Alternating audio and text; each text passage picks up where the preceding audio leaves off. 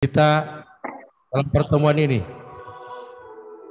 Pada pagi hari ini kita mendengar arahan Bapak Kepala Kantor Wilayah Kementerian Hukum dan Hak Asasi Manusia Sulawesi Tengah terkait dengan kegiatan yang kita laksanakan pada pagi hari ini. Waktu dan tempat kami silakan.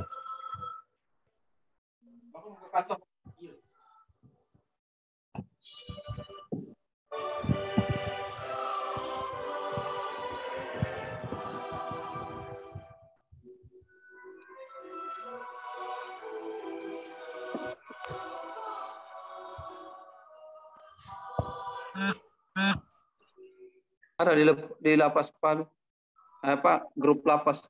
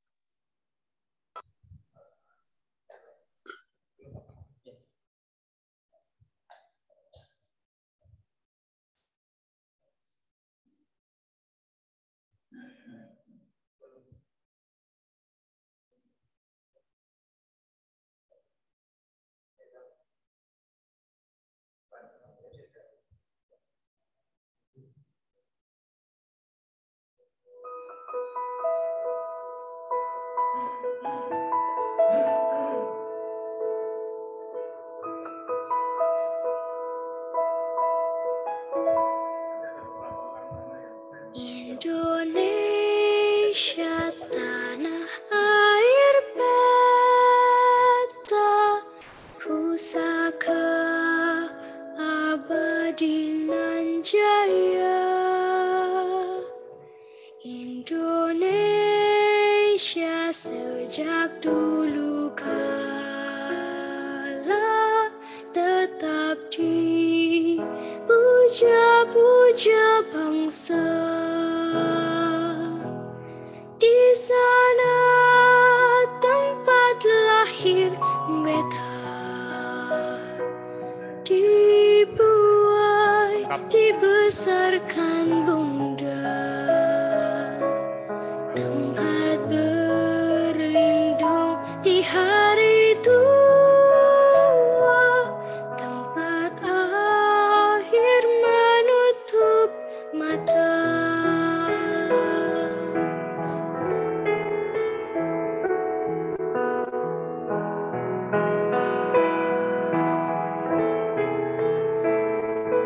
Sungguh indah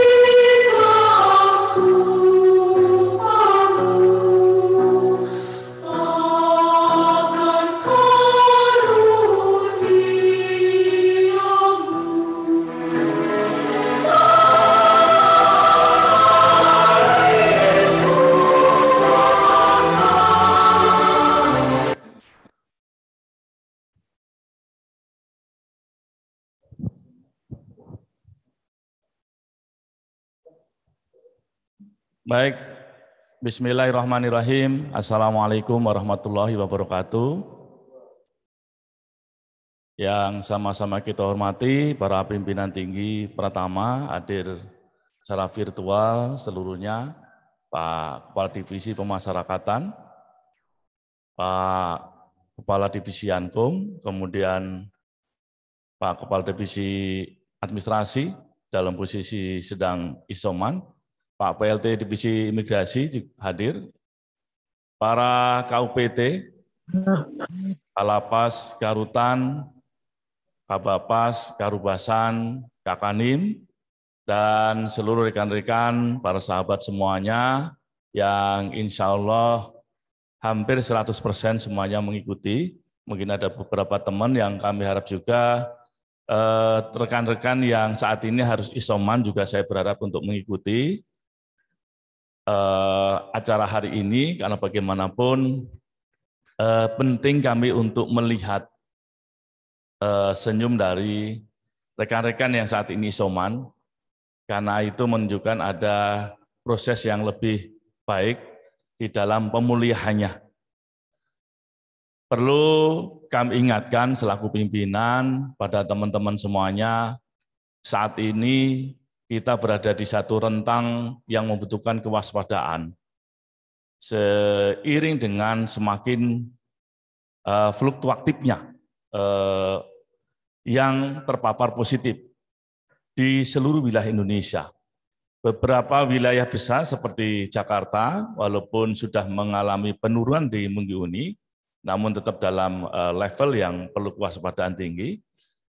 Mengalami peningkatan Jawa Barat, Jawa Timur, ya, seluruh wilayah dari Jawa.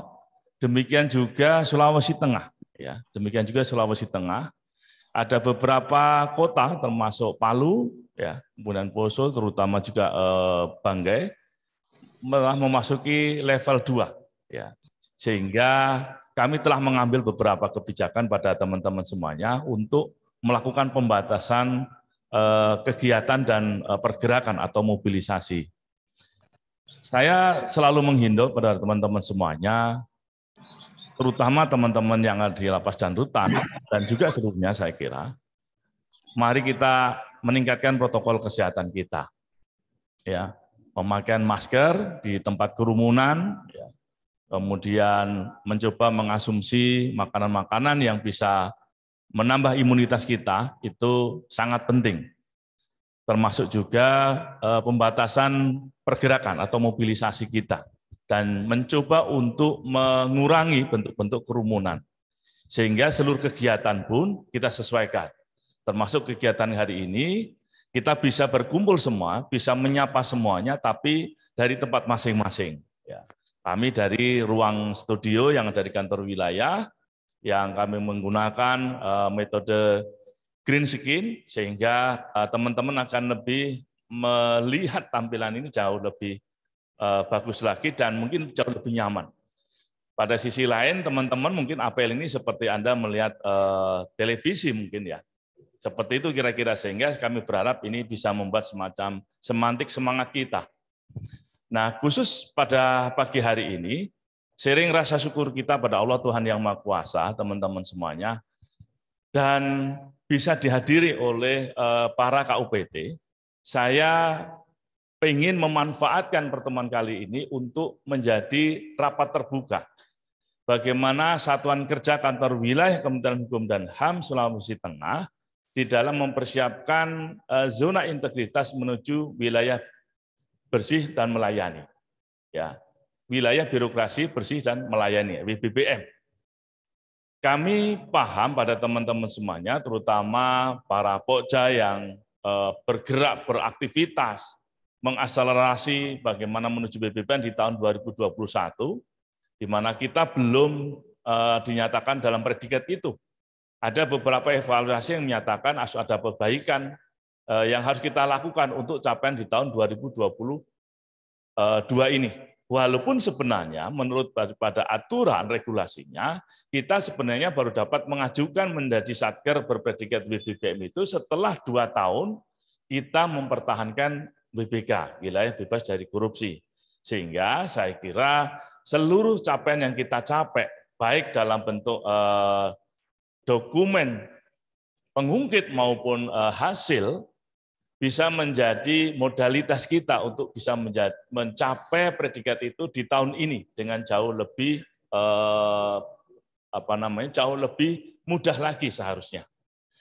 Namun perlu kami sampaikan juga pada teman-teman semuanya, terutama Kasatgar, ya, KUPT, bahwa pada tahun 2022 ini akan mengalami beberapa regulasi terkait dengan persyaratan untuk menuju BBK maupun BBPM.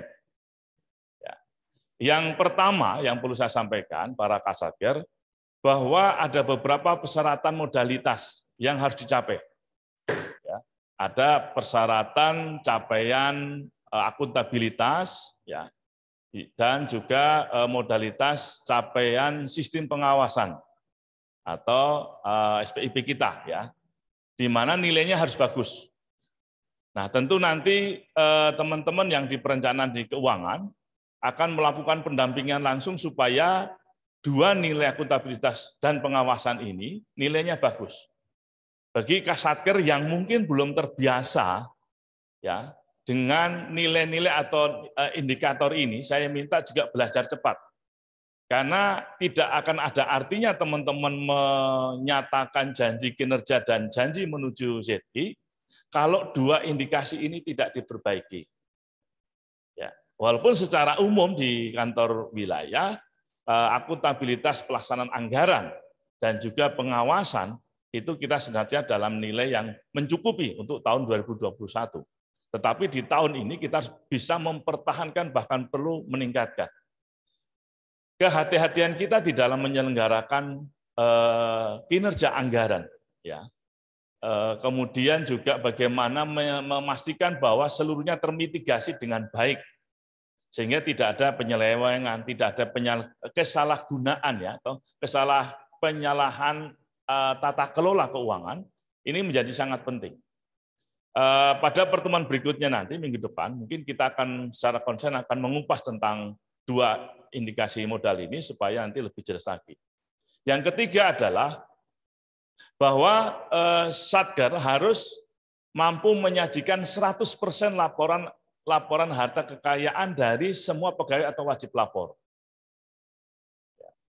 Ini syarat mutlak, ya. Di tahun 2020 ini menjadi syarat mutlak, ya, 100%. Kemudian syarat temuan dari temuan daripada inspektorat, BPK, dan sebagainya. Ini juga menjadi syarat mutlak.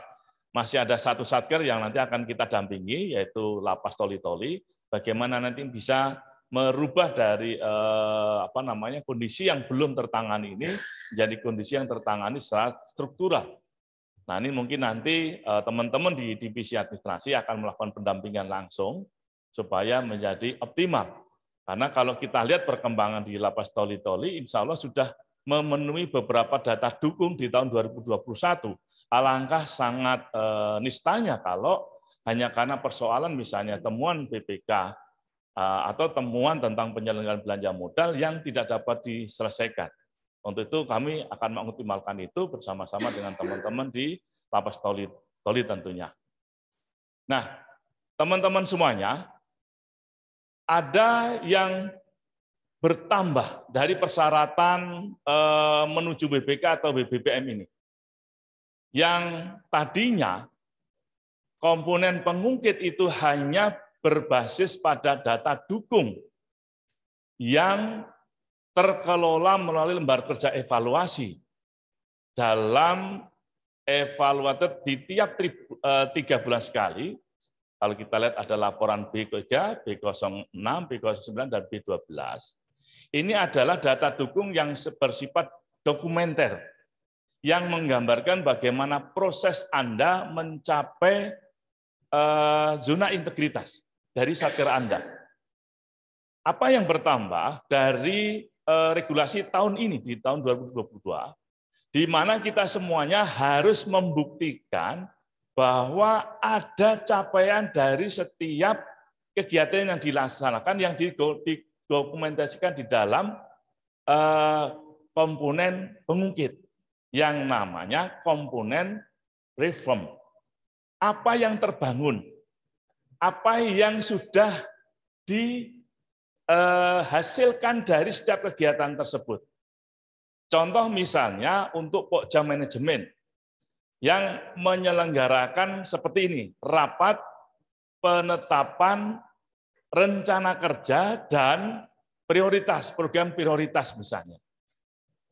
Kalau di tahun sebelumnya, cukup dengan memenuhi dokumen kegiatan, ya rapatnya, undangannya sampai dengan mungkin hasil pertemuan atau resume notulensi, maka pada tahun 2022 ini ditambah dengan dokumen reform yang menyampaikan informasi tentang apa yang dibangun dari pertemuan tersebut. Ini lebih bersifat data yang fakultatif. Artinya begini, hasilnya adalah yang dirasakan dan nampak misalnya. Bahwa dengan pertemuan tersebut semakin jelas adanya panduan yang akan dicapai di dalam 1 tahun. Itu misalnya. Jadi seperti itu. Yang namanya outcome. Kalau tadi dokumen tadi adalah output misalnya, apa yang harus dilihat, apa yang harus diberikan.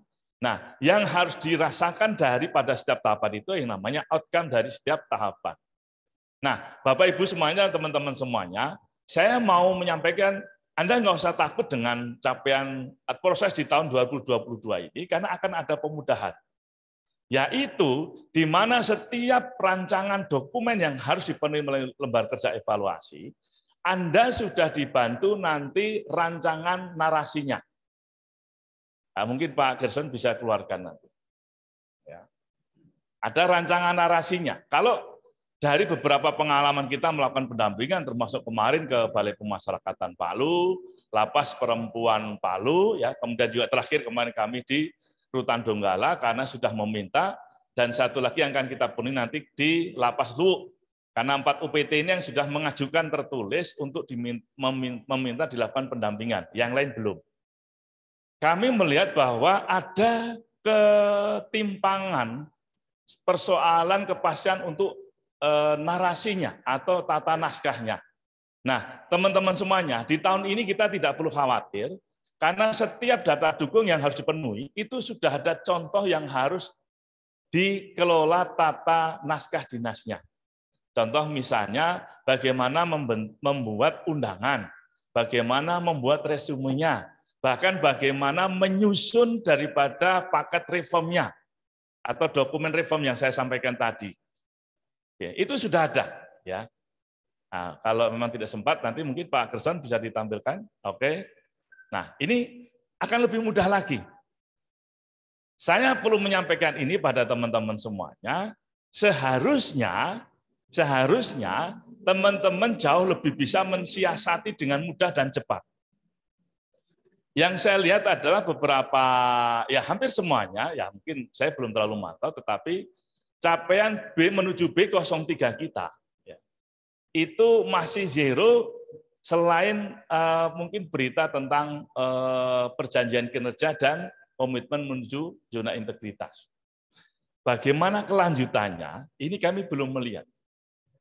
Nah, satu hal lagi yang perlu saya sampaikan sebagai persyaratan mutlak teman-teman semuanya, bahwa data dukung tahun 2021 itu menjadi modalitas untuk dapat mendapatkan nilai kumulatif yang memenuhi untuk diajukan pada komponen hasil.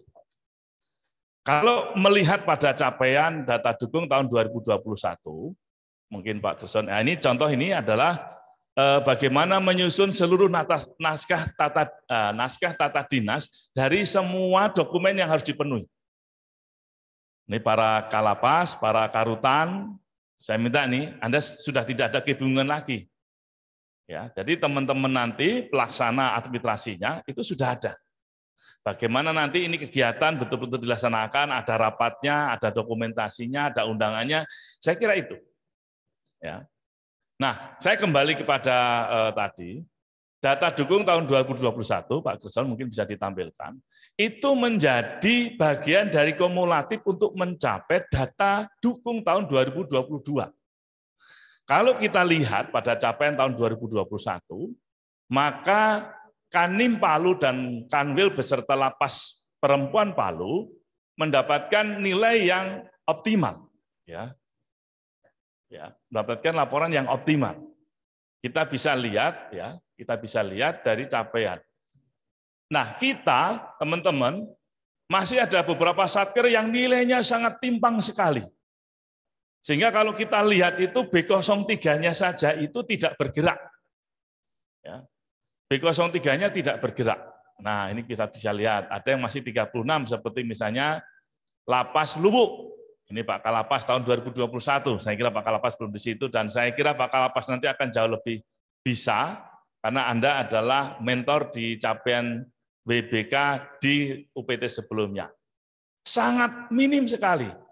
Habis 36, 0, 0, 0, 0, 0. Berarti memang nggak mau. Ya. Kemudian di atasnya lagi Lapas Leok. B03-nya 47%, berarti bingung. Karena setelah itu nggak ada lagi. Sehingga nilai totalnya 12, Lapas Palu, nah ini Lapas Palu, ini hanya 13% mampu menyumbangkan di tahun 2021. B03-nya berisi. Tapi mulai B0 berikutnya tidak terisi dan tidak ada aktivitas. Monggo Pak Kalapas Palu. Anda yang berada di tahun 2021 Kalapas di Palu. Lapas Ampana. Ya.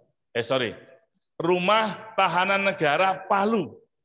Ada pergerakan di B03, B06 ada kegiatan, tapi setelah itu surut tanpa ada aktivitas sama sekali. Sehingga capaian Anda hanya 21%. Walaupun saya paham di Rutan Palu ada persoalan waktu itu tentang inputting. Ya, pasti ada persoalan-persoalan teknis itunya. Mungkin teman-teman Kalapas sudah ada yang merasa, Pak kami sudah melakukan ini, kok kami masih 0%. Ada persoalan-persoalan teknis memang. Nah inilah yang menjadi bagian dari nanti kantor wilayah melakukan pendampingan. Hanya saya mau balik. Kalau memang Anda serius, silahkan meminta pendampingan, karena banyak regulasi yang baru yang harus Anda kenali. Kalau enggak, ya sama saja, nanti akan 0%, 0%, dan 0%. Dari 17, kami sudah mendapatkan surat permintaan itu 4 UPT. Dan sudah kami lakukan kecuali Lapas Lubuk, karena kemarin kebentur pada agenda yang bersamaan. Tapi akan kami segera lakukan. Apa yang kami lakukan dari pendampingan tersebut, teman-teman? Kita semuanya diberikan kesempatan sampai dengan bulan Maret. Ini Pak Kalapas Palu, Pak Kalapas Luwuk, Pak Karubasan, Pak LPKA, ya. Kita diberikan kesempatan sampai dengan akhir bulan Maret untuk memperbaiki dokumen capaian di tahun 2021. Jadi mungkin beruntung kemarin Lapas Perempuan yang sudah mencapai hampir 80 sekian persen akan lebih bagus lagi, ya, karena ada perbaikan kemarin, termasuk Bapas Palu, ya, Bapas Palu akan kita update nanti perbaikannya, ya. Nah, Lapas Perempuan Palu saya kira nilainya sudah bagus, kenapa dia ada persoalan di komponen hasil. Nah, lapas-lapas lain yang tidak bergerak hari ini saya paparkan, bagaimana kinerja Anda mengelola WBK ternyata zero dari keinginan. Saya tantang Anda semuanya, mau atau tidak. Kalau nggak mau, ya sudah. Berarti kita laporkan memang KUPT-nya nggak mau. Jadi kita nggak akan pasif. Begitu Anda nggak mau, ya sudah kita laporkan Anda bahwa satker ini tidak bersedia. Ya, berdasarkan dari nilai capaian, tidak ada perbaikan dan tidak ada keinginan. Ini persoalannya adalah teman-teman semuanya, Anda sudah merasa melakukan, tapi sebenarnya itu tidak mencerminkan sebuah progres yang harus dilakukan. Ya, di beberapa kesempatan nanti kita akan minta misalnya Pak Kakanim Palu atau mungkin juga Pak Kalapas Luwo yang bisa menjadi inspirasi, memberikan inspirasi bagaimana tata kelola itu. Ya. Mungkin teman-teman lain itu sudah melakukan, bahkan mungkin sudah mencontoh. Sudah ada yang jalan ke sana, ke sini mencontoh. Tapi yang dilakukan adalah to doing, bukan to manage. Ya, mengerjakan tapi tidak memanage. Ini yang menjadikan dokumen Anda nilainya sangat kecil. Ya. Oke, Pak Gerson, tutup saja itu dokumen itu. Tapi saya minta kalau pas KUPT yang nilainya di bawah 60, itulah Anda sebenarnya. Ya, nggak bisa kita tutupi lagi bahwa Anda nggak kerja selama ini sebenarnya untuk itu. Walaupun ya kita paham, ada persoalan-persoalan di lapangan, di luar BPK. Tapi saya mau sampaikan begini, teman-teman semuanya. Keinginan kita untuk menuju WBK dan BBM itu sebenarnya tidak jauh dan selalu bersamaan dengan tusi kita. Jadi Anda rasanya perlu mengevaluasi diri kalau mengatakan ini membebani tusi aja sih sebenarnya. Karena yang dilakukan untuk memperbaiki satker Anda, kinerja daripada organisasi Anda, kinerja SDM Anda, capaian-capaian daripada akuntabilitas dan pola pengawasan untuk memitigasi risiko dan sebagainya. Saya kira kan itu tujuan dari Anda menjadi pimpinan di tempat tersebut. Anda menginginkan anggarannya optimal, tidak ada penyelewengan. Anda menginginkan bahwa semua risiko-risiko terjadinya pelanggaran, gangguan keamanan, layanan yang tidak cepat. Anda menginginkan itu semuanya. Anda sudah paham itu. Anda juga menginginkan adanya peningkatan kualitas sumber daya manusia. Anda menginginkan juga masyarakat puas dengan layanan publik Anda. Itu adalah tujuan Anda ditempatkan di tempat Anda sekarang ini. Nah, itu menjadi terdokumenter melalui kegiatan capaian JTI ini. Jadi kalau Anda to doing tapi tidak to manage, ya percuma pada akhirnya. Ini mungkin teman-teman di kantor wilayah, saya mohon maaf kita langsung belajar secara terbuka. Makanya saya bilang acara hari ini adalah rapat terbuka yang bisa diikuti oleh semuanya, ya, tapi tetap di internal kita maksudnya.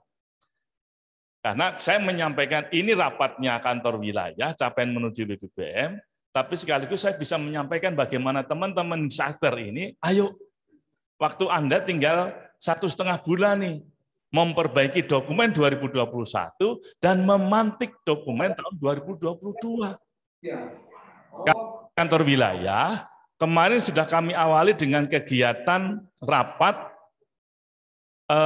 evaluasi atau asesmen untuk anggota Pokja atau Pokja, bukan anggota ya, Pokja. Apa yang kami lakukan adalah asesmen secara komunal, artinya begini, kumulatif. Artinya kami tidak menilai satu persatu, tapi kami menguji bagaimana efektivitas pada susunan orang dalam setiap kelompok. Ya, tapi itu kami lakukan dan kami dokumentasikan, sehingga mungkin di dokumen pertama di B03 kami sudah bisa menginput. Nah, hari ini sesuai dengan kalau Anda nanti lihat LKE Pokja Manajemen itu harus melakukan, bisa dibuka Pak Gerson bagaimana LKE B03 Pokja Manajemen. Setelah kami kemarin melakukan rapat atau kegiatan evaluasi asesmen bagi Pokja, berikutnya kami melakukan rapat perencanaan rencana kerja. Nah, Bapak Ibu semuanya, teman-teman Kasatker, rencana kerja kita itu sudah terpola dan terpadu di lembar kerja evaluasi. Ya, nah seperti ini. Ah, ini ada tulisan nih. Loh, masih melakukan monitoring. Yang B03 ya, yang ya. Kira-kira gitu. Ya, ada 3 kegiatan. Ya. Nah, inilah yang harus dilakukan oleh teman-teman Kasatker sambil memperbaiki dokumen tahun 2021. Ya. Nah, ini yang ayo sama-sama Bapak Ibu teman Kasatker, kalau memang Anda nyerah, tolong sampaikan hands up. Supaya kami ini berharap banyak, tapi ternyata Anda membebani juga kan gitu. Ya sudah, orang ini nggak mau didampingi kok. Nah saya pengen lah kita ada di ruang yang serius lah. Jangan Anda tampil di depan saya sih semuanya bagus, tapi ternyata Anda nggak mampu loh menyajikan manajemen data saja nggak mampu. Lalu Anda selama ini ngapain? Jadi KUPT, jadi Kasatker. Ternyata menyajikan data dukung aja nggak mampu kan gitu. Ya, tapi ini pembelajaran dan saya berharap di tahun ini kita banyak mengalami beberapa hal. Ya, yang pertama ini kami mencontohkan saja untuk di pengelolaan di Satker kantor wilayah. Nanti teman-teman Kasatker yang lain mencoba mengupdate seperti apa nanti. Ya, yang pertama para pimpinan tinggi Pratama, ya para kadip, kami tempatkan sebagai role model. Coba Pak Gerson, mungkin tentang role model, ya dokumen role model, ya, ya. Jadi para kadip ini adalah pimpinan yang betul-betul mempengaruhi bagaimana zona integritas ini bisa terkelola dengan baik, karena pemangku kebijakannya ada di beliau. Apa artinya misalnya seorang kepala bidang, dia menjadi ketua pokja, akselerator daripada program, dia tidak diizinkan, tidak mendapatkan restu, dia tidak dianggarkan, tidak mendapatkan dukungan anggaran, tidak pernah dapat tugas dan sebagainya, akan sulit. Nah, sehingga kami tahun ini menempatkan para kadip menjadi role model. Ya, nanti di Satker silahkan seperti apa role model, apakah cukup Kalapas atau beberapa orang silahkan aja. Nah, kami bagi nanti semua masing-masing menempatkan role model. Pak Kepala Divisi Administrasi, sayang hari ini tidak hadir ya.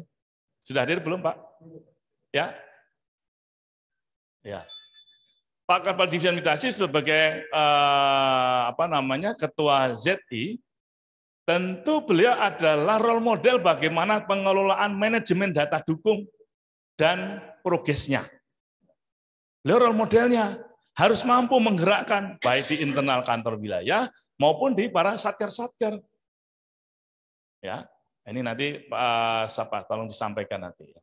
Di rapat berikutnya kita akan atau nanti video ini disampaikan Pak Kadip. Ya, beliau sebagai role model, orang yang bertanggung jawab secara moral, secara manajerial, secara leadership supaya pengelolaan tentang data dukung ini bisa terkelola dengan baik. Artinya gini, kalau kantor wilayahnya juga buruk misalnya data dukung, ya wajar kalau di Satker juga buruk kan gitu. Oh nggak ada yang dicontoh kan gitu. Jadi bukan persoalan role model perilaku individu. Saya kira kita sudah masuk perubahannya pada saat menuju WBK. Nah tahun ini adalah bagaimana menjadi role model untuk lingkungan yang lebih besar lagi.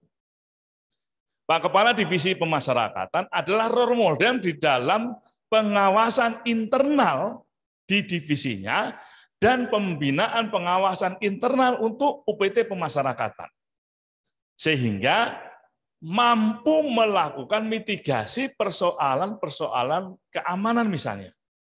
Mampu meningkatkan kualitas layanan misalnya. Mampu mengelola tentang pengaduan misalnya. Mampu mengelola bagaimana regulasi, menjaga stabilitas, menjaga isi hunian, dan sebagainya. Beliau sebagai role model yang bertanggung jawab dalam kepemimpinannya karena memiliki otoritas yang kuat untuk mengelola itu.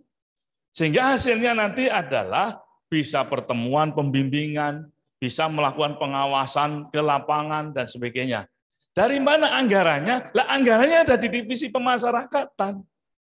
Kalau ada kegiatan rakernis misalnya, dia kegiatannya rakernis, tapi sebenarnya itu bisa menjadi data dukung daripada mencapai WBBM. Karena apa?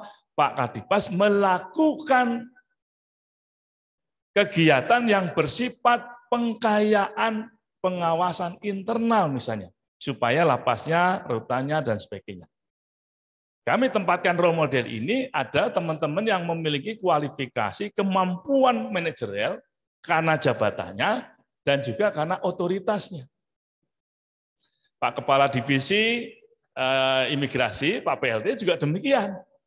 Ya, terkait dengan pengawasan internal di divisinya, bagaimana divisi mampu, tidak ada persoalan, ya, tidak ada pegawainya yang terlibat narkoba, tidak ada yang menyalahgunakan wewenang, tapi juga mampu melakukan pengembangan pengawasan internal untuk satker keimigrasian misalnya.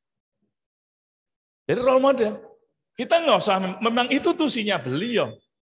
Tetapi ini bisa menjadi dokumen-dokumen yang dikelola oleh teman-teman Pokja. Jadi kesalahan fatal kita adalah kalau Pokja itu melakukan sesuatu yang harus dianggarkan secara terpisah. Tidak. Dia adalah menjadi supplier untuk dokumen-dokumen yang telah dikerjakan pada unit-unit teknis misalnya. Hanya beberapa kegiatan yang memang harus dipenuhi sebagai dukungan, pendukung, misalnya kapan rapatnya dan sebagainya, harus mengikuti tata kelola lembar kerja evaluasi. Kapan rapatnya, mana undangannya, ya sudah undangannya, dibuatkan saja sesuai dengan tata naskah. Kegiatannya mana? Udah, yang ada di divisi teknis misalnya. Demikian juga Pak Kadip Layanan Hukum itu sebagai role model. Bagaimana mengelola layanan pengawasan internal layanan hukum itu memiliki kualifikasi yang produktif, ya, dan juga suportif, ya. Artinya memiliki suatu pengkayaan selalu, kemanfaatan yang selalu meluas untuk layanan hukum ini. Ya, hasil capaiannya dapat dikelola bagus, masyarakat yang merasakan layanan hukum juga semakin bagus dan semakin puas, dimudahkan dan sebagainya. Beliau memiliki kewenangan besar untuk mengelola 3 bidang. Bidang layanan hukum, bidang bidang hukum, dan bidang HAM. Seluruhnya memiliki anggaran, terlepas bahwa terbatas dan sebagainya, tetapi Pak Kadip Layanan Hukum memiliki otoritas yang kuat. Bagaimana 3 bidang ini dikelola secara terintegrasi, supaya capaian daripada divisi layanan hukum itu optimal. Role model ini perlu dilakukan oleh orang memiliki kemampuan dan otoritas yang memadai. Sehingga kita tidak lagi bicara tentang capaian misalnya bidang layanan hukum, capaian bidang hukum, capaian HAM. Tidak. Tahun 2022 menuju WBBM kita bicara tentang capaian divisi layanan hukum. Ya, seperti kemarin kita melakukan tentang opini misalnya, itu adalah capaian divisi layanan hukum, bukan bidang HAM. Maka kegiatan-kegiatan dikelola secara terintegrasi 3 bidang tersebut. Apakah tidak ada anggaran? Ya ada, karena itu adalah kegiatan yang memang tersuplai dari anggaran yang sudah tercantum dalam DIPA. Inilah yang kami berharap tahun 2022 para pimpinan tinggi betul-betul menjadi role model. Ya, dari sumber-sumber kewenangannya inilah bisa menjadikan menggerakkan bagaimana Pokja-Pokja nanti terbantu. Apa yang dilakukan oleh divisi-divisi itu sebenarnya adalah data dukung yang akan menjadi kelengkapan nanti teman-teman Pokja. Kalau kita mau bicara begitu. Nah, ada di mana Pokja? Nah, di mana Pokja? Teman-teman Pokja adalah teman-teman yang melakukan kegiatan manajerial untuk memastikan bahwa seluruh aktivitas ini terkelola dalam komponen-komponen yang berbasis pada lembar kerja evaluasi. Bukan berarti teman-teman Pokja misalnya, Pokja SDM misalnya, Anda harus melakukan kegiatan yang memang nggak ada uangnya, padahal sebenarnya di divisi lain sudah melaksanakan, atau bahkan mungkin divisi administrasi sudah melakukan. Itulah kegiatan yang dijadikan sebagai manifest untuk data dukung Anda. Sehingga nanti Pokja nanti kami harapkan adalah terintegrasi dari semua divisi. Karena apa? Semua Pokja itu mengelola dari sumber-sumber kewenangan yang dikelola oleh semua divisi. Ya, ini. Ya, sehingga Pokja nanti akan jauh lebih mudah sebenarnya. Hanya persoalannya adalah karena harus memenuhi seluruh persyaratan-persyaratan, tata naskahnya, persyaratan tata urutannya, bahkan konten-kontennya, sehingga Pokja nanti konsentrasinya adalah diisi oleh teman-teman yang mampu mengelola ini dengan baik. Di mana itu adalah teman-teman yang lebih mudah karena memiliki kapasitas untuk mengelola teknologi, dokumen berbasis teknologi misalnya. Saya kira begitu. Ya. Jadi menurut saya jauh lebih mudah. Kemarin sempat memberikan treatment bagaimana Rutan Donggala, ya, di mana Pokjanya itu memiliki sumber daya manusia yang memang dikelola dengan fleksibel. Nah, mungkin kapan nanti kita melihat bagaimana Rutan Donggala mengelola ini. Ya. Contoh atau mungkin inspirasi yang lain. Demikian juga di Kanim Palu, saya kira sudah jalan dan sebagainya. Ya, kalau SDM semuanya ada, tapi bagaimana mengelola SDM menjadi efektif antara TUSI dengan Pokja itu jangan sampai berseberangan. Jangan sampai, kalau sudah berseberangan pasti akan menjadi beban ini Z ini. Ini yang kami beratkan. Ya. Nah, teman-teman semuanya, saya kira untuk komponen hasil saya cukupkan sekian karena saya kira nanti para Kasatker harus membuka semuanya. Mau bertanya dan bertanya. Kalau mau, ya silahkan menyurati kami untuk melakukan pendampingan, sehingga ada tim yang sudah siap kami untuk melakukan pendampingan bagaimana Anda memperbaiki data dokumen tahun 2021. Bagaimana Anda mengelola tahun 2022. Ya, waktu pertemuan ini saya kira tidak cukup untuk menyampaikan informasi-informasi baru tersebut. Tapi minimal kerangka bangun daripada persepsi kita tentang BPK dan BPPM, saya sampaikan. Nah, berikutnya adalah kita bicara tentang bagaimana komponen hasil itu bisa dilaksanakan secara optimal. Kita belajar dari teman-teman di Lapas Perempuan Palu yang komponen pengungkitnya luar biasa.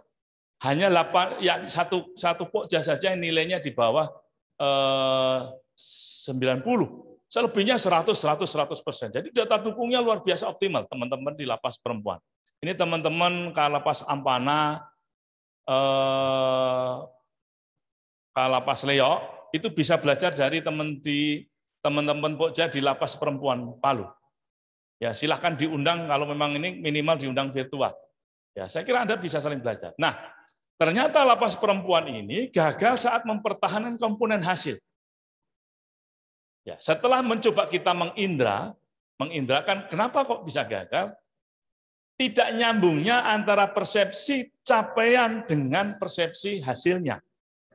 Yang dihasilkan sebenarnya apa sih? Itu tidak bisa diutarakan karena struktur pemahamannya berbeda.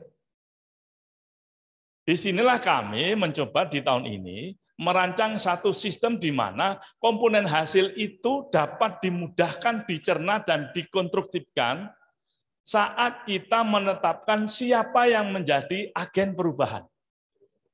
Pak Gerson bisa untuk agen perubahan kita di kantor wilayah. Nah, sebelum kita menetapkan agen perubahan, maka kita harus menetapkan yang menjadi prioritas perubahan kita. Ya, prioritas perubahan kita. Bisa dioptimalkan tampilannya?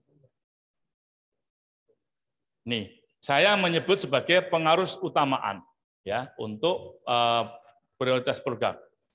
Satu, yang satunya, lembar satunya di atasnya, yang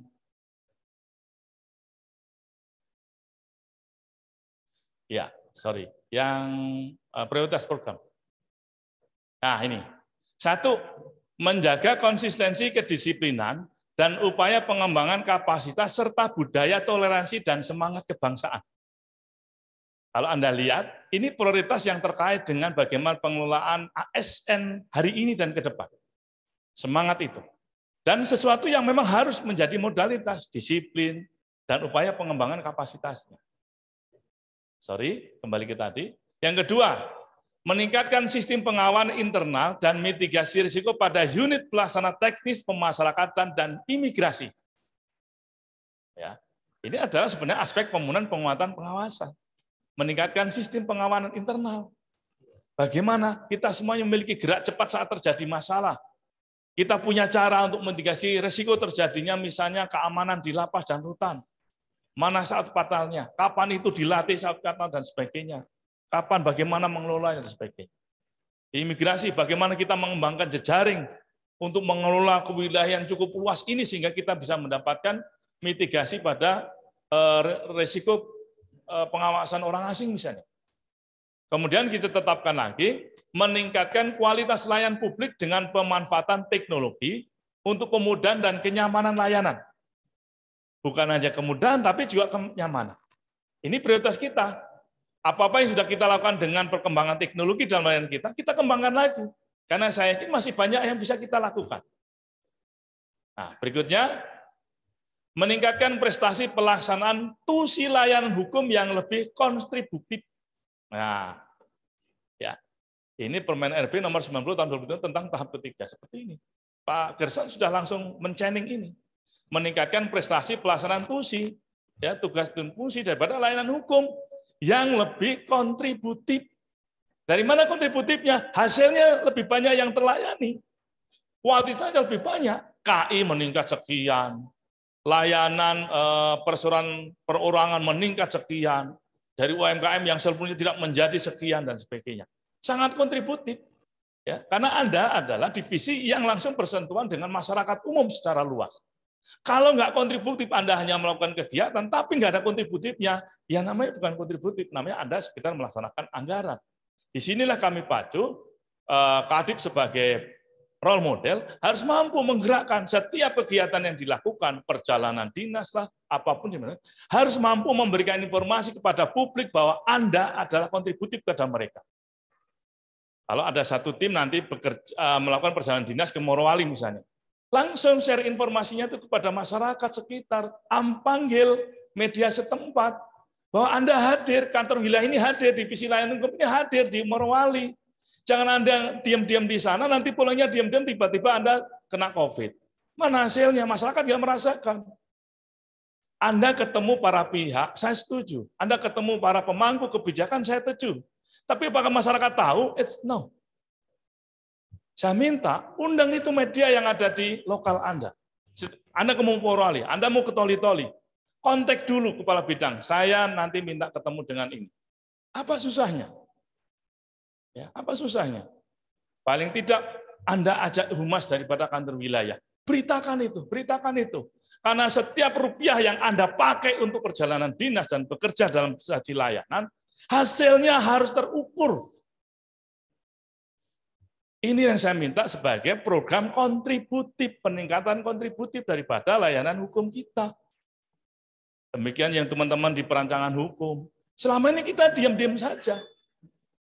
Teman-teman yang melakukan perencanaan di Kabupaten Poso, di Kota Poso, dan itu hanya berita secap saja. Masyarakat sempat nggak ada loh beritanya. Mana berita tentang teman-teman di perancangan hukum yang melakukan pendampingan hukum harmonisasi? Nggak ada beritanya. Sayang sekali. Ya, sayang sekali. Sehingga inilah kontributifnya itu masyarakat harus merasakan. Dan ini sumbangsi yang real daripada kantor wilayah mulai divisi layanan hukum. Saya tidak menginginkan nanti tahun 2022 itu Anda jalan tapi hanya untuk Anda. Anda yang merasakan Anda jalan dan nyampe. Tapi masyarakat yang Anda temui itu merasakan. Kalau perlu Anda mewawancara masyarakat, langsung ketemu pada objek-objek yang mengajukan kekayaan intelektual, langsung Anda wawancara, langsung Anda dokumentasikan. Bukan hanya Anda datang, kemudian Anda mendapatkan surat keterangan Anda sudah nyampe, Anda keluarkan anggaran. Di mana kontributif Anda? Nggak terukur. Ya, ini saya minta. Kalau kita mau menuju WBBN, ayo.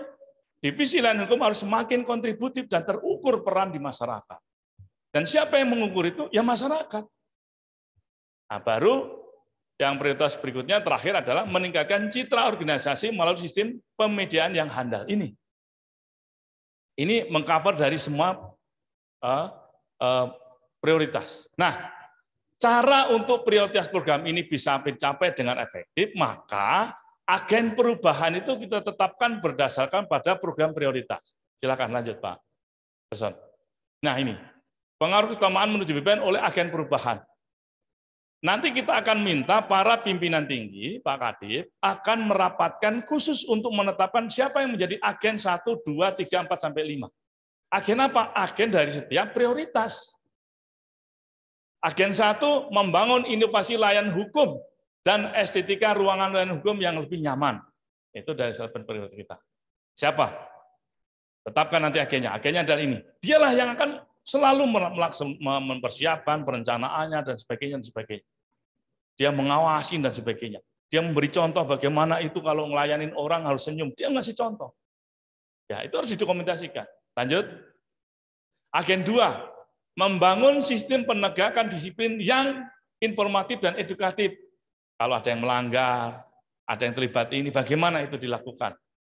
Siapa agennya nih? Oh, ini lakukan. Oh, dari SDM, dari kumpulan dari ini. Ini agen untuk itu. 3, agen pengelolaan pemediaan yang efektif dan mandiri dan meaningful, penuh arti. Siapa? Mungkin teman-teman dari Humas, ditambah lagi mungkin dari luar, dari siapa, silakan. Nanti para pimpinan tinggi akan merapatkan khusus. Kemudian agen 4, mempersiapkan sistem informasi dan edukasi untuk kepatuhan pelaksanaan anggaran dan pencegahan pegawai dari perilaku menyimpang norma dan hukum. Agen 5, mempersiapkan sistem pengawasan untuk mitigasi risiko pemasyarakatan dan keimigrasian. Ada 5 agen. Setiap agen ini bisa berisi 3-4 orang dan sebagainya. Inilah yang akan menjadi pemantik keberhasilan. Keberhasilan nanti diuji dari mana? Agen-agen ini bekerja. Karena kita menetapkan prioritas. Nah, di tahun 2022 ini kita harus menyusun semacam proyek perubahan dari setiap prioritas. Ini yang berbeda dari tahun sebelumnya. Ada proyek perubahan. Nah, proyek perubahan itu dilakukan berdasarkan pada prioritas tadi. Nah, agen-agen inilah yang kita tempatkan untuk melakukan penyatuan, melakukan persiapan konsolidasi, persiapan bagaimana sampai pada pengawasan. Di mana Pokja? Pokja berisi dari semua agen-agen yang ada di situ. Ya, agen-agen adalah orang-orang Pokja. Ya, itu. Tapi tidak semua agen juga bisa masuk ke Pokja. Bisa saja ada orang lain karena memang kapasitasnya. Karena dia mungkin tidak bisa ditempatkan di Pokja, tapi dia memiliki kapasitas untuk menjadi pelaksana perubahan. Bisa saja. Nah, di minggu ini para PIMTI saya minta untuk melakukan rapat khusus untuk menetapkan siapa yang akan menjadi agen perubahan. Nah, minggu depan, hari Senin, kita akan melaksanakan pengukuhan agen ini. Sehingga kita jelas, trajek kita jelas, tahapan kita jelas. Lembar kerja, evaluasi, LKI sudah dipahami, apa dokumen yang harus disiapkan, prioritas perubahan sudah kita tetapkan, disitulah menjadi pemantik nanti apa isi dari dokumen LKE, misalnya rapat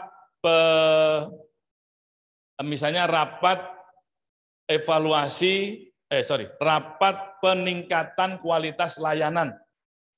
Ada rapatnya. Itu masuk prioritas. Oh, agennya harus melakukan ini, kira-kira gitu.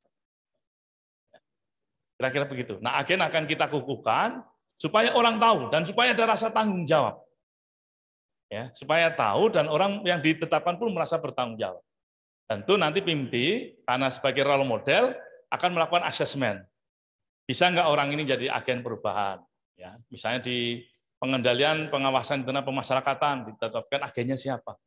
Bisa eselon 4-nya, ditambah populasi tetap dan sebagainya. Kira-kira apa tugasnya? Diuraikan oleh masing-masing para pimpinan tinggi sebagai role model. Ditetapkan melakukan ini, tidak boleh ini. Jadi ada kode etiknya juga. Tugasnya apa, kode etiknya apa. Nggak boleh ini, nggak boleh itu ya. Karena menjadi akselerator juga. Itu kira-kira teman-teman yang rapat terbuka ini perlu saya, memang ini saya buka supaya menjadi informasi yang bisa tersampaikan pada teman-teman seluruh pegawai pada kantor wilayah sebagai satker kantor wilayah yang kita mencoba untuk tahun ini yang memang regulasinya harus mengajukan sebagai satker BPPM, kalau tahun kemarin sebagai tahun pelatihan memang. Nah, demikian juga satker yang lain, satker imigrasi, satker pemasyarakatan, saya ikutkan dalam pertemuan ini untuk mendapatkan langsung gambaran seperti apa dalam tata kelolanya. Supaya ayo Anda dalam 3 bulan ini sudah cawe-cawe. Apa bahasanya ini cawe-cawe? Anda harus membuka LKE Anda. Oh ini belum, pojok ini belum, ini belum. Ayo, supaya kalau 3 bulan B03 Anda bagus, maka B06-nya akan potensi bagus. Kenapa? B06 itu melanjutkan dari capaian B03. Kalau B03 tidak optimal, pasti di B0 berikutnya tidak optimal. Karena apa? Tidak ada kepastian arahnya apa yang dilakukan di B06, mau di B03-nya tidak optimal. Itu. Nah, nanti teman-teman eselon 3 yang ditempatkan sebagai ketua Pokja, nanti akan kita kukuhkan sekaligus nanti pada hari Senin sekaligus kita kukuhkan juga agen perubahannya. Ya, sehingga nanti akan semakin jelas di B03 ini Satker kantor wilayah memiliki stepping yang sangat-sangat kontributif. Ya, tidak hanya berjalan waktu tapi kontributif. Apa perannya, apa hasilnya dan sebagainya. Termasuk nanti dalam menyusun dokumen-dokumen baik ke dokumen konkret maupun dokumen reform itu semuanya saling mengisi ya sehingga bisa memberikan kontributif. Di sini mungkin sebagai agen pembelajaran bagi Lapas Perempuan Palu saat mengurai dan menyusun misalnya tentang dokumen reform itu libatkan semuanya dan Bukalapas harus ikut karena saat nanti akan menguji komponen hasil Anda sudah punya banyak dokumen, banyak isi mindset kita tentang perubahan yang kita lakukan sehingga Anda tidak menghafal karena Anda sudah ada di bagian untuk menyusun itu. Ya. Saya kira itu teman-teman semuanya waktu sudah cukup panjang tapi saya ingin meminta pendapat satu mungkin dari ada Pak Agung? Pak Agung ada? Setelah ini mungkin Pak Kadipas?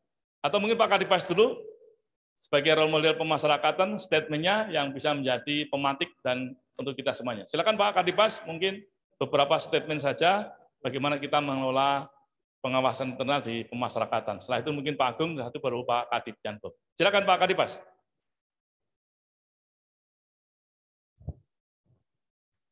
Di mute mungkin Pak, di unmute Mas Yan.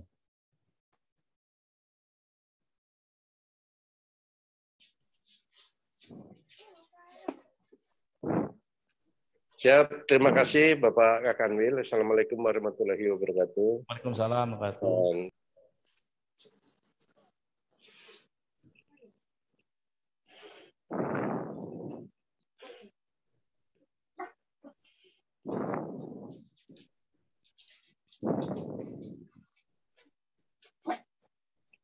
Ya, saya caranya. Ini lagi. Oke, kita bergeser dulu ke Pak Kadip, Pak PLT. Program yang siapa Pak? Untuk tahun 2000. Sebentar, Pak Kadip masih nyambung kayaknya.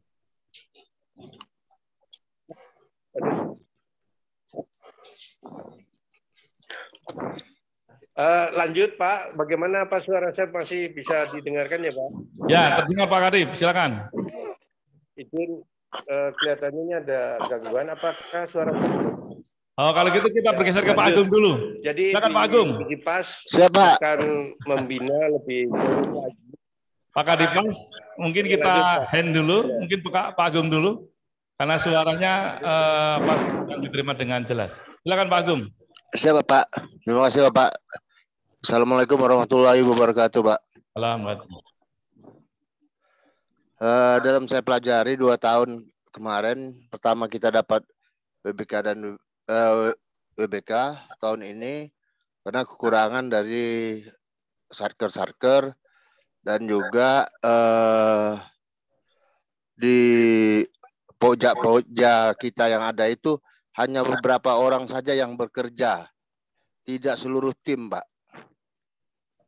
Itu tanggapan saya, Pak.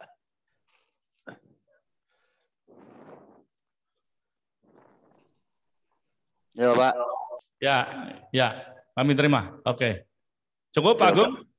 Cukup? Siap, cukup, Pak. Pak Kadipas, silakan beberapa poin saja sebagai respon. Silakan Pak Kadipas. Terima kasih Pak. Izin untuk ngecek apakah suara masih bisa diterima Pak. Suaranya masih Pak, silakan. Mungkin dibuka videonya kali. Bisa didengar. Baik, setelah mendengarkan atau mempelajari beberapa kasus tahun yang lalu, jadi Divisi PAS akan mendorong dan membantu sekretariat untuk bekerja untuk mengecek administrasi program-program yang terkait dengan BPK BPPN. Secara substansial, sebagai divisi teknis, Divisi PAS akan melakukan penguatan-penguatan kepada UPT Pemasyarakatan terkait peningkatan kualitas layanan hak warga binaan, peningkatan kualitas pengamanan, dan akan mengadakan rotasi secara terus-menerus terhadap warga binaan untuk mengurangi kemungkinan-kemungkinan potensi terhadap kejadian yang tidak inginkan. Kira-kira programnya tahun 2022 demikian, Pak. Ya, baik. Makasih Pak Kadipas. Saya kira seiring tadi, statementnya seiring dengan prioritas yang kita tetapkan. Pak Agung juga demikian. Sudah diterima, Pak. Ya, diterima, Pak. Makasih. Pak, yang sampaikan Pak Agung juga demikian sebagai suatu korektif terkait dengan pengelolaannya. Maka mungkin di tahun ini jumlah pokja kita lebih simpel, Pak. Akan tidak banyak tetapi sangat gesit. Ya. Cukup misalnya satu pokja mungkin 4 orang saja. Karena selebihnya yang lain nanti jadi agen. Karena kalau enggak nanti akan sulit mengkoordinir. Ya. Nah kemudian mungkin dari Pak Kadip Yankum, silakan Pak statement terkait dengan prioritas tadi. Silakan. Terima kasih Pak Kanwil atas arahan pagi ini terkait dengan layanan hukum yang harus kami lakukan di tahun 2022. Jadi dengan apa yang Bapak sudah sampaikan, Kadif Yankum sebagai role model, maka yang saya tangkap bahwa tugas saya adalah melakukan pembinaan, tugas saya yang kedua adalah melakukan pengawasan, kemudian pengendalian, kemudian evaluasi. Artinya apa? Yang saya harus lakukan di tahun 2022 ini adalah bukan lagi berjalan antar bidang saja, tetapi output atau outcome yang dikeluarkan produknya adalah layanan hukum. Sehingga divisi Yankum dengan 3 bidang yang ada harus berkolaborasi, harus bersinergi dengan anggaran yang ada. Sehingga kami sudah pastikan bahwa ketika berada di wilayah kerja yang kami laksanakan, sudah harus melaksanakan tugas kami terkait dengan perseroan perorangan, kemudian terkait kenotariatan, terkait dengan diseminasi layanan HAM, kemudian bagaimana masyarakat bisa merasakan dengan baik dan benar pelayanan kita. Maka harus memang ada akses pemberitaan media. Itu akan menjadi perhatian kami di tahun 2022, sehingga apa yang kami kerjakan, kami pastikan bahwa masyarakat bisa mengetahui, kemudian internal bisa mengetahui, kemudian evaluasinya bisa baik. Saya pikir itu segmen saya di pagi hari ini. Mohon arahan dari pimpinan terus kepada kami, sehingga apa yang kami laksanakan di divisi Yankum benar-benar memang terukur untuk tahun 2022 untuk selanjutnya. Terima kasih Pak Kakanwil. Baik, terima kasih Pak Kadip Pas, Kadip PLT Kadipim dan Pak Kadip Yankum. Saya kira statementnya artinya seiring, selaras dengan yang menjadi prioritas kita, dan ini langsung didengar oleh teman-teman semuanya. Sehingga rapat terbuka itu langsung memantik kita semuanya. Saya mungkin untuk inspirasi, saya ingin mendengar dari Pak Kalapas Luwuk mungkin, bagaimana nanti rencana pengelolaan Lapas Luwuk di tahun 2002 terkait dengan BPK. Silakan Pak Kalapas. Setelah ini nanti Pak Kanim Palu nanti kami minta. Baru terakhir nanti Ibu Kalapas Perempuan. Silakan Pak Kalapas Luwuk, silakan. Terima kasih Pak Bapak Kakanwil beserta para PIMTI di kantor wilayah Kementerian Hukum dan HAM Sulawesi Tengah. Terkait dengan program yang ada Bapak, kami yang pertama ingin membenahi dulu Bapak yang untuk LKE yang di tahun 2021 Bapak. Target kami insya Allah awal-awal bulan sudah kami selesaikan Bapak. Terus yang selanjutnya untuk tahun 2022 ini sudah ada beberapa program Bapak yang kami untuk mendukung program WBK, terutama menyangkut dengan integritas para petugas kami dan pengelolaan. Ada beberapa Pak bidang pembinaan yang akan kami kebut Pak di bulan-bulan ini Pak. Siap. Baik, terima kasih Pak Kalapas. Saya kira nanti Pak Kalapas Ampana, Pak Kalapas Kolonedale, walaupun Kolonedale sebenarnya juga cukup optimal di dalam data dukung, bisa beriringan dengan Lapas Luwuk ya. Jadi Pak Kalapas Ampana nanti Pokjanya, Pokja 2021 bisa langsung sharing dengan Pokja yang di Lapas Luwuk misalnya. Sehingga apa yang dilakukan oleh Lapas Luwuk juga sama dilakukan oleh Lapas Ampana karena hampir sama, data dukungnya juga masih banyak yang harus diperbaiki. Kalau Kalapas Luwuk mampu, maka Kalapas Ampana mampu karena beriringan.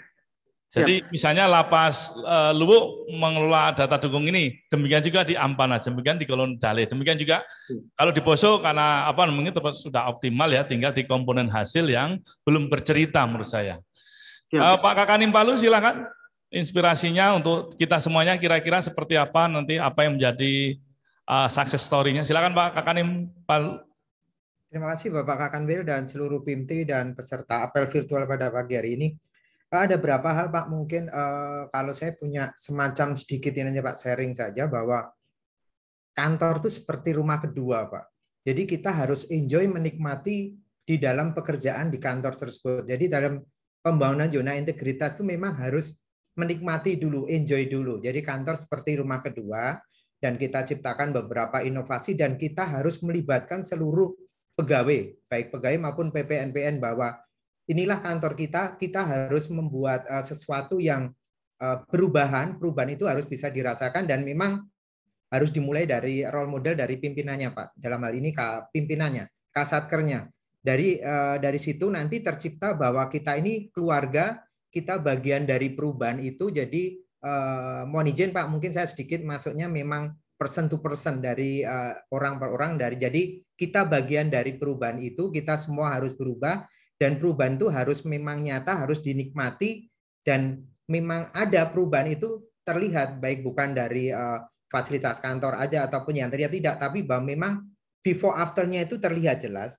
Dan seperti yang disampaikan Bapak tadi, terima kasih Pak arahnya pada pagi hari ini terkait program kerja kita di 2022 memang ada beberapa perubahan terkait pembangunan ZI di tahun 2022 ini. Memang saya akan menekankan ke outcome-nya Pak di dokumen reform terkait hal apa yang kita programkan di tahun 2022 itu harus konkret, harus nyata. Jadi antara output dan outcome itu harus berkesinambungan. Jadi jelas kita merencanakan apa, outcome-nya apa. Terima kasih Pak atas pencerahan dan pagi hari ini menjadi bahan kami untuk pembangunan ZI di tahun 2022. Terima kasih Bapak. Salam sehat selalu. Terima kasih Pak Kakanim. Lanjut Bu Kalapas Perempuan Palu. Coba ceritakan hal yang menjadi kendala di capaian hasil. Silakan Bu Kalapas. Ya, terima kasih Bapak atas waktunya. Yang kami hormati Bapak Kakanwil, yang kami hormati para PIMTI. Kami menyampaikan untuk program yang pertama kita masih melakukan perbaikan untuk dokumen LKI tahun 2021.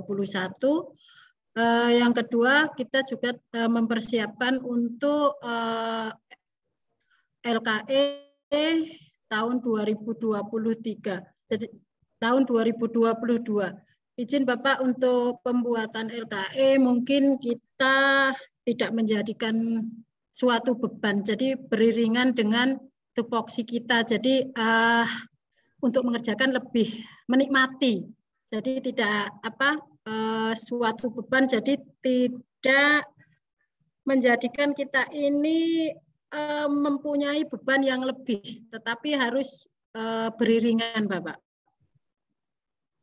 Terima kasih Bapak, mungkin itu saja. Ya, terima kasih Bu Kalapas. Saya kira memang ya akan banyak belajar nanti, tapi sama-sama kita akan belajar.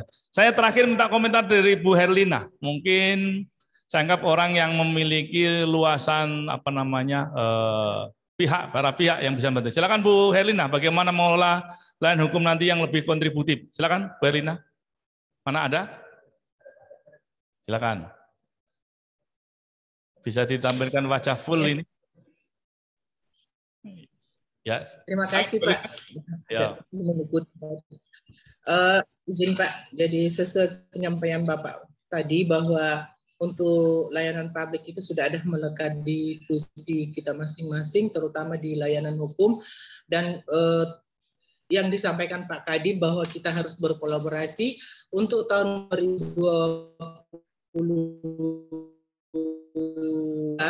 Insya Allah kami akan melakukan kolaborasi erat untuk mengambil langkah terkait dengan layanan publik. Itu yang kami akan lakukan di tahun 2022, Bapak.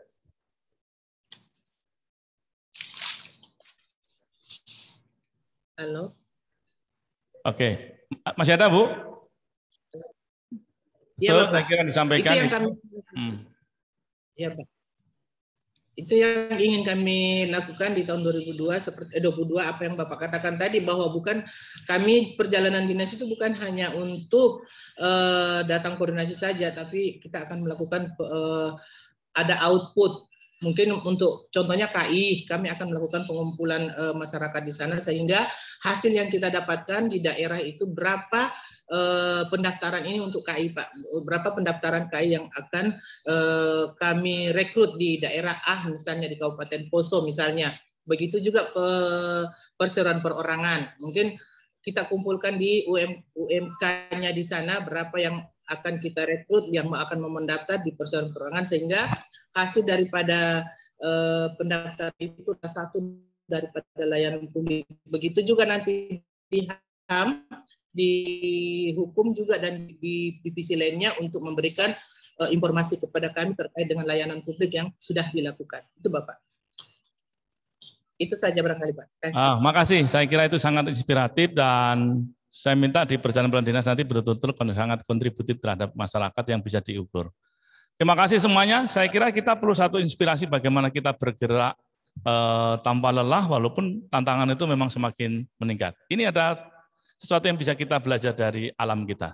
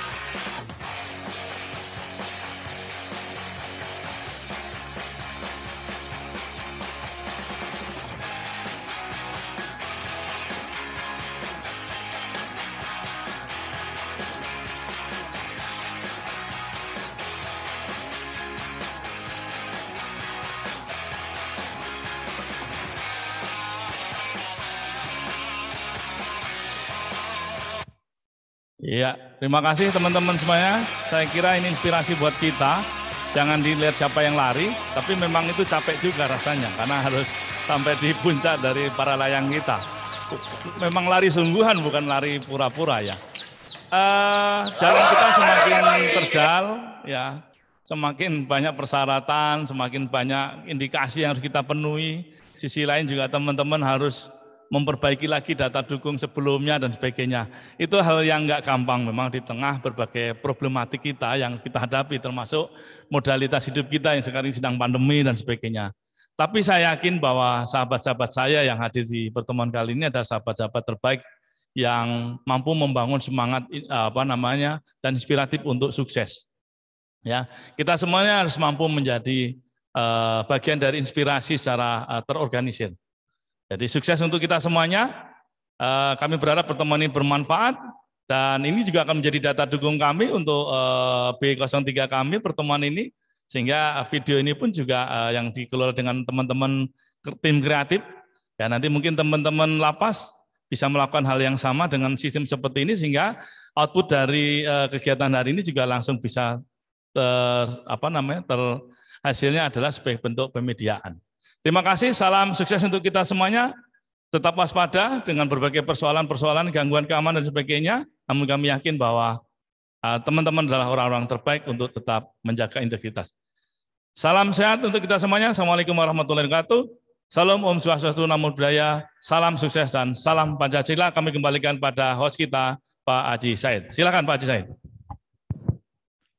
Bapak Ibu yang saya hormati, itulah tadi arahan Bapak Kepala Kantor Wilayah dalam rapat terbuka penetapan rencana kerja dan program prioritas pembangunan CTI menuju WBBK dan WBBM. Dan cara-cara tadi dan trik untuk mendapatkan WBK dan WBBM. Dan dilanjutkan dialog dengan KUPT berkaitan dengan program kerja yang akan dilaksanakan ke depan berkaitan dengan untuk mendapatkan WBBK. Bapak Ibu yang saya hormati, terima kasih atas kesediaannya untuk mengikuti kegiatan ini. Mudah-mudahan kita tetap sehat walafiat. Akhirul kalam wabillahi taufiq wal hidayah. Assalamualaikum warahmatullahi wabarakatuh.